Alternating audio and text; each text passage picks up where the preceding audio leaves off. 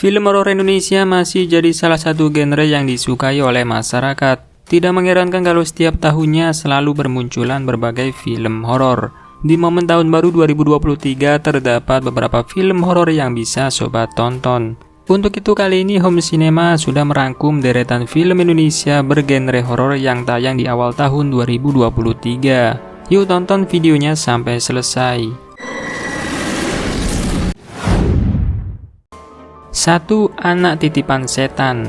Film ini mengisahkan tentang putri bersama sang anak yang kembali dari Australia ke kampung halamannya di Meloyo Kidul, Surakarta karena masalah yang dihadapi keluarganya.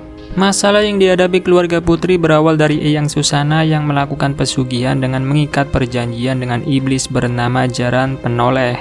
Usut punya usut terjadi permasalahan besar di dalam keluarga. Dan diyakini anak dari putri atau cucu dari Eyang akan menjadi solusinya.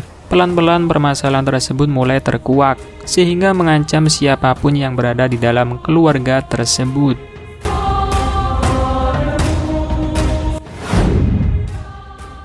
Dua Bayi Ajaib. Film ini merupakan remake dari film jadul pada tahun 1982 dengan judul yang sama. Dikisahkan Kosim dan Durma, dua pemuda desa memilih jalan berbeda untuk menjadi kaya.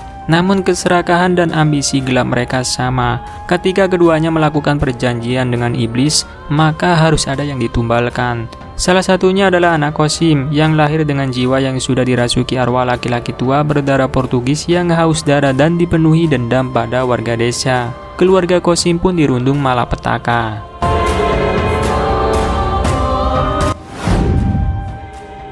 3. Mangkujiwo 2. Mangkujiwo 2 menjadi sequel dari film Mangkujiwo yang dirilis pada tahun 2020 lalu.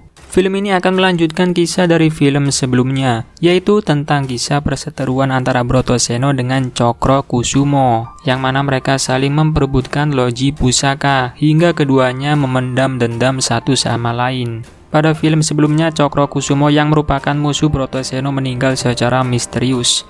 Kematiannya di film sebelumnya akan menjadi misteri di film kedua ini.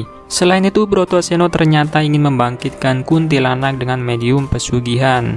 Usahanya ini dilandasi nafsu untuk bisa membalas dendam. Film ini akan mengungkap alasan Brotoseno membangkitkan kuntilanak serta apa yang akan terjadi jika pengilon kembar disatukan.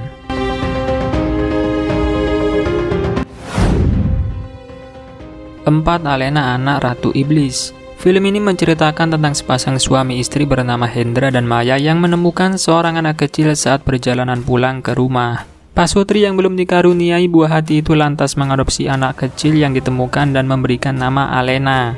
Sejak diadopsi, Alena menghadirkan dampak positif kepada keluarga Hendra. Hendra yang tadinya kurang sukses dalam karir usahanya, tiba-tiba merasakan keberhasilan drastis. Kebahagiaan Hendra dan Maya kian lengkap saat keduanya akan dikaruniai seorang anak yang sudah dinantikan sejak lama. Namun kebahagiaan mereka tidak lama, sebab misteri demi misteri mulai terkuak. Hal tersebut menjadi teror yang mengerikan dan siap menghukum siapa saja di dalam keluarga tersebut.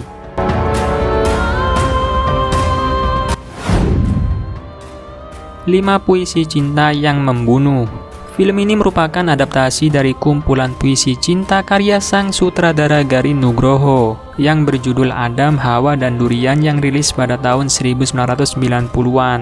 Film ini berkisah tentang Ranum, perempuan yang terbilang sangat mudah tertipu oleh bujuk rayu dan kata-kata manis dari setiap lelaki. Parahnya, laki-laki tersebut kebanyakan mengkhianati Ranum dengan kejam. Meski awalnya terlihat seperti film drama romantis, ternyata ada cerita yang cukup mengerikan dari film ini. Seperti mampusnya banyak pria yang telah mengkhianati Ranum dengan cara yang tidak wajar dan sadis.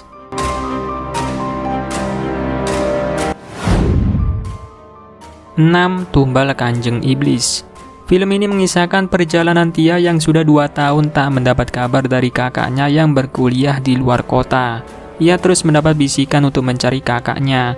Jika tidak, ayahnya akan meninggal. Berbekal selembar foto peninggalan kakaknya, penelusuran Tia membawanya pada sebuah kos-kosan misterius yang pernah ditinggali oleh sang kakak. Pemilik kosan tersebut adalah sepasang suami istri yaitu Rosa dan Jeffrey. Mereka sangat menyambut baik kedatangan Tia. Namun Tia merasa ada yang tidak beres di balik kebaikan Rosa yang berlebihan. Hingga seorang pemuda bernama Nathan terus memperingati Tia agar segera meninggalkan tempat tersebut. Sementara itu di dalam kos-kosan terjadi banyak peristiwa ganjil. Ternyata ada kutukan dan sekte aliran sesat yang mengincar Tia.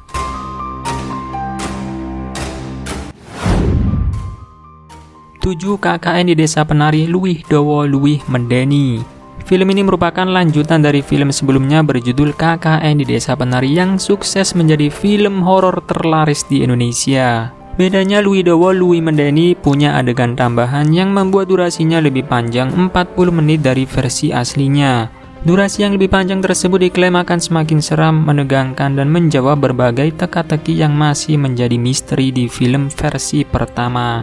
Nah, itulah tadi rekomendasi 7 film horor Indonesia yang tak boleh sobat lewatkan di awal tahun 2023. Dan jangan lupa siapkan nyalimu untuk menonton film horor tersebut. Terima kasih sudah menonton video ini. Saya Sanul pamit undur diri, sampai ketemu lagi di video selanjutnya. Bye.